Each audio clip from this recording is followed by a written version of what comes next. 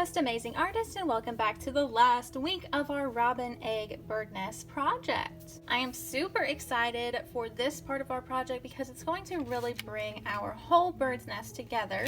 Last time we used clay or model magic, modeling clay, whatever you had at home. You could have even used Play-Doh if you had that, and we created the 3D robin eggs for our bird nest. Remember, a 3D shape is a shape that has many different sides. A 2D shape is flat.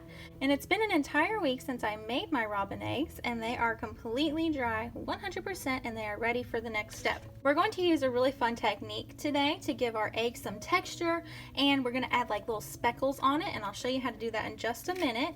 But let's go over the materials that you will need to be successful this week. You're going to need your bird nest collage that we've been working on. You'll need your eggs. Remember, robins lay 4 to 6 eggs. I just did 4, but maybe you did 5 or 6. And I will be using watercolors today, and I'm only going to be using brown and black. Okay, so if you don't have watercolor paint, you can actually use markers, and I'm going to show you that technique as well today. So you'll need a brown or a black marker. Here's my black marker right there. You'll need a paintbrush of some sort. We are also going to need some water to get our paint started and some glue. Okay, so without further ado, let's go ahead and finish up this project. I'm just going to set my bird nest off to the side because right now I want to focus on my eggs. And I'm going to do one egg at a time. So I'm going to leave these 3 over here. I'm going to bring one little egg over. And I'm going to show you the watercolor technique first. So we're just going to open up our watercolors. Remember, we're just going to use brown and black. And my little water cup, I need to open that very carefully so I don't spill water everywhere. As you guys may know, watercolor only works when you add water to it. So we're going to take some water on our paintbrush and we're going to start waking those paints up. Okay, so just put some water in there, and when you see a little puddle forming, you'll know that it's ready. Okay, so I'm going to wake up my brown and my black paint, and they look like they have woken up now. And what we're going to do is we're going to fill our paintbrush with brown and black, or you could just do brown if you want to do just brown, or you could do just black. But I kind of want a mixture of those two because I want like a dark brown color. Okay, so I have a little black and I have a little brown on there. What I'm going to do is I'm actually going to take my finger, and yes, this does get a little bit messy. That's why my eggs are actually on a paper plate and there's a messy mat under my work so I don't get paint on my table. What I'm going to do is I'm going to take my paintbrush, I'm going to take my finger and just flick it onto my egg. Okay, and I'm just pulling it back and flicking it forwards. And as you can see, it creates a really beautiful speckled texture to our egg. And we don't need to do a lot of speckles on our egg because we still want to be able to see that beautiful blue color that we created last time for our robin eggs, okay? So that is the perfect amount of speckles. I am going to just put that one off to the side because it is done. I'm going to bring over my next one, and I'm going to show you a different technique. All right, now it is time for our marker technique, and what I'm going to do is I'm just going to color a little bit of marker onto my paper plate. Don't need a lot because we don't want this paper plate to get a hole in it. So just color a little bit of marker. I just did some black and some brown. Then I'm going to take some water on my paintbrush and just kind of dab it around in that marker, and it kind of starts turning into paint. It's really cool how markers can do that. And then we are going to do the same technique. Take your finger and splash it onto your egg. Speckle it right on there. And as you can see, with the marker technique, it's a little bit of a different texture, but both of these will work perfectly. And you can do 2 layers if you want to, but remember, we don't want to do too many speckles because we want to still be able to see that beautiful blue color underneath. Okay, so those are our 2 techniques. You can use watercolor or you can use markers, and you're just going to need some water and a paintbrush, and you're ready to go. However, guys, if you don't have a paintbrush, then you can actually just take a marker and just spot little speckles onto your egg that way.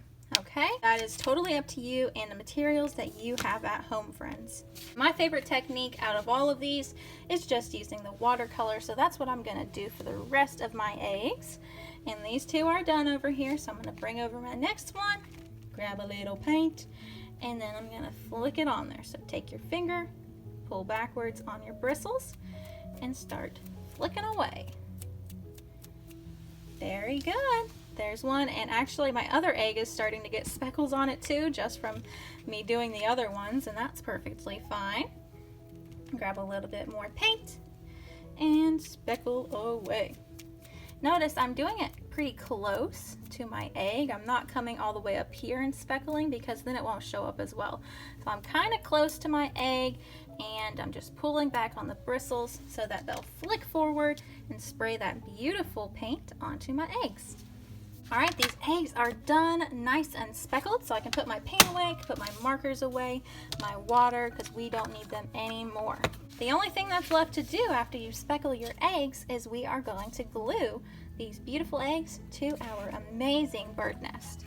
And I'm just gonna take some regular light glue, and I am going to pick up one of my eggs, and this paint will dry pretty quickly, okay? Since we used a water base, whether you did markers or watercolor, this paint is going to dry very fast. So I can go ahead and handle it actually, and I'm just gonna grab some paint and simply paint it onto the back of my egg.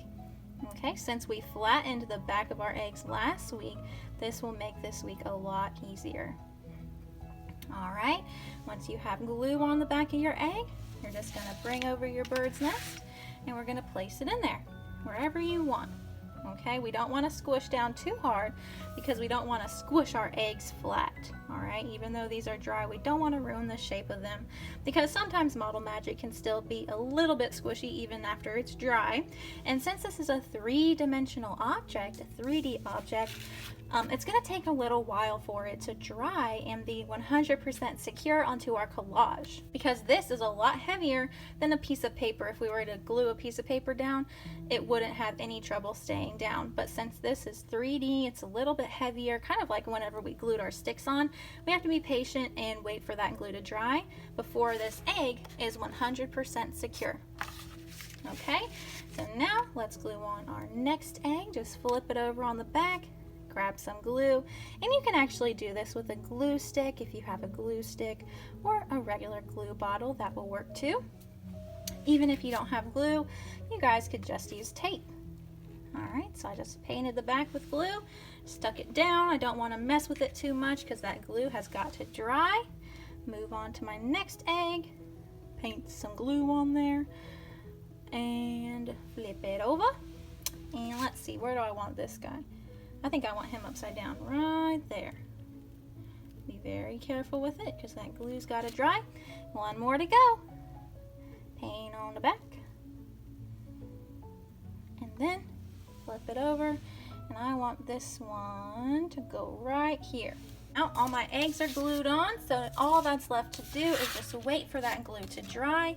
And actually, I think I am going to move this one because I don't like the way it's positioned. So since that glue is not dry yet, I can actually change where I put my eggs if I don't like that composition. Remember, composition is the way something is arranged on your artwork. I didn't like that egg right there, so I'm going to move it right here. Yeah, that looks a lot better. Okay, so just place it down, and that glue has got to dry, and then we are 100% done. And these have turned out absolutely amazing. I seriously cannot wait to see what your robin egg bird nest looks like after you glue your eggs on. I think it's going to really bring that bird nest all together, and I can't wait to see it. I know they're going to be amazing because you guys are amazing. All right, I'll see you guys next time. Bye, guys.